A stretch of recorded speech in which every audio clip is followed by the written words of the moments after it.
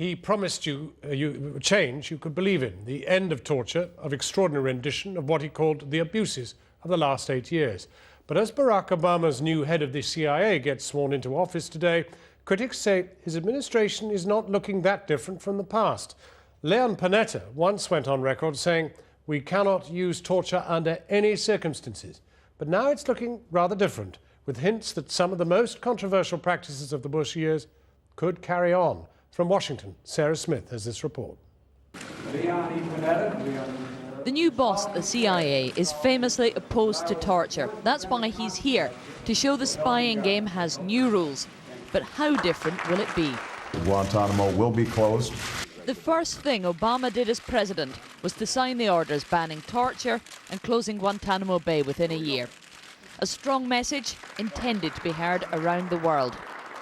We need a strong CIA.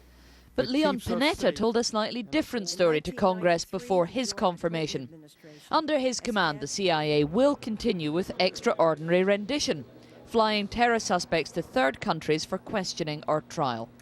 Well, I think if in the renditions where we return an individual to the jurisdiction of another country and then they exercise, their right to try that individual and to prosecute him under their laws, I think that is an appropriate use of rendition.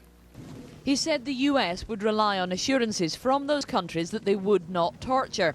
A diplomatic fig leaf that's been widely derided when the UK government tries to use it. What is clear is that US agents will no longer be allowed to waterboard any suspects. I've expressed the opinion that I believe that waterboarding is torture and that it's wrong. More importantly, the President has expressed the same opinion. But Panetta also told Congress if the approved interrogation techniques are not sufficient, he will ask the President for additional authority. Where we're seeing problems in continuing the Bush policies is there is not a commitment right now to ending the rendition program for good. We're seeing problems with not being fully transparent on what's happened in the past. A lot of people in Washington thought that when Bush left office, all kinds of secrets about his interrogation and detention policies would come to light. But the new president is very much not opening the books on all those practices. Senators have called for some kind of Truth and Reconciliation Commission to investigate the last 8 years, but Obama's pretty squarely ruled it out. And he will not even sanction an investigation into whether CIA agents broke the law when they were operating under Bush's war on terror rules. The case of Binyan Mohammed, the British resident held in Guantanamo Bay, shows how secretive Obama can be, refusing to allow documents about his case to be made public. And while Guantanamo Bay will close, the US can still detain suspects without trial. They'll just do it somewhere else.